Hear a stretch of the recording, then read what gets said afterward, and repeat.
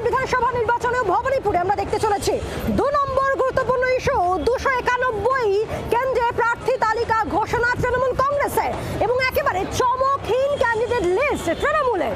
মহিলা ক্যান্ডিডেট 52 জন তৃণমূল কংগ্রেসের।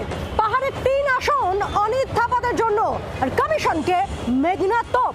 শুরুতেই ডুয়েল, মেগা ডুয়েল এবারের বিধানসভা নির্বাচনেও আমরা দেখতে চলেছি। তবে এবারে বিধানসভা কেন্দ্র হচ্ছে ভবানীপুর, অর্থাৎ 2021-এর বিধানসভা নির্বাচনে আপনাদের মনে থাকবে নন্দীগ্রামে একেবারে মেগা ডুয়েল দেখেছিলাম আমরা, আর এবার 26-এর বিধানসভা নির্বাচনে সেই মেগা ডুয়েল আমরা দেখতে চলেছি ভবানীপুরে। একদিকে তৃণমূল সুপ্রিমো মমতা বন্দ্যোপাধ্যায়, অন্যদিকে বিরোধী দলনেতা শুভেন্দু অধিকারী, অর্থাৎ মমতা বনাম শুভেন্দুর লড়াই 26-এর বিধানসভা নির্বাচনে।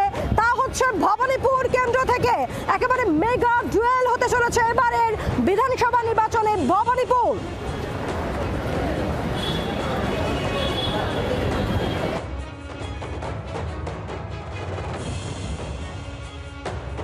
हमारा जो पार्टी का लड़ाई है वो जारी रहेगा और भवानीपुर में हम ज़्यादा से ज़्यादा वोट लेके जीतेंगे, इसी के लिए कि हमारा खाली भवानीपुर नहीं है, हमारा 294 कॉन्स्टिट्यूंसी है और भवानीपुर इसको लीड करती है। একেবারে চমকহীন প্রার্থী তালিকা আমরা দেখলাম তৃণমূল কংগ্রেসের। নবীন প্রবীণে ভারসাম্যই রাখা হয়েছে। আমরা কথা বলবো, আমাদের সঙ্গে সরাসরি কালীঘাট থেকে রয়েছেন আমাদের প্রতিনিধি শ্রেয়সী গঙ্গোপাধ্যায় রয়েছেন।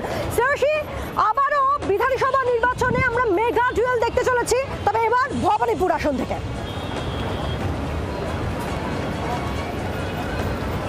একেবারে দেখো, কার্যত ভবানীপুর যে আজকে তৃণমূলের যে 291টা যে সিট, সেই সিটে তারা প্রার্থী তালিকা ঘোষণা করা হলো তৃণমূলে, এবং সেক্ষেত্রে মমতা বন্দ্যোপাধ্যায় এবং অভিষেক বন্দ্যোপাধ্যায় তারা একত্রিত হয়ে তারা এই প্রার্থী তালিকা ঘোষণা করলেন, এবং সেখানে দেখা যাচ্ছে যে মমতা বন্দ্যোপাধ্যায় কিন্তু তিনি ভবানীপুর থেকে লড়ছেন।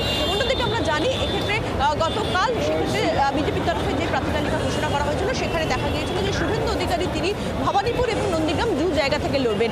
যদি মমতা বন্দ্যোপাধ্যায় এই বিষয়টি নিয়ে নির্দিষ্টভাবে যে এক্ষেত্রে শুভেন্দু অধিকারী তিনি ভবানীপুর থেকে লড়ছেন সেই বিষয়টি নিয়ে কোনো প্রতিক্রিয়া দিতে চাননি। তিনি স্পষ্ট বলছেন যে এটা অন্য দলের বিষয়, ফলে সেই বিষয়টা নিয়ে তিনি কোনো প্রতিক্রিয়া দেবেন না। যদিও তৃণমূলের বক্তব্য, তৃণমূলের পাল্টা তারা চ্যালেঞ্জ হচ্ছেন যে শুভেন্দু অধিকারী তাহলে উনি যদি এতটাই কনফিডেন্ট হন তাহলে তিনি 2টো সিট থেকে তিনি কেন লড়ছেন, সেই জায়গা থেকে তাদের বক্তব্য।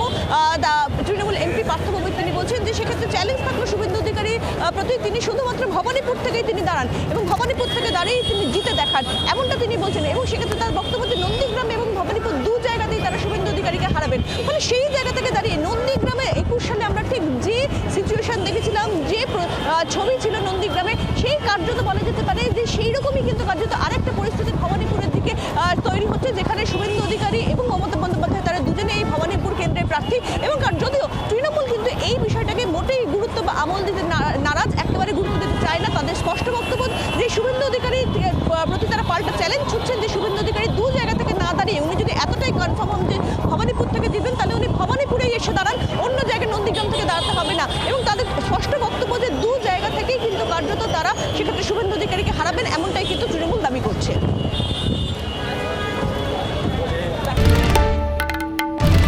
বাংলার আওয়াজ, বাঙালির আবেগ, জি 24 ঘন্টা।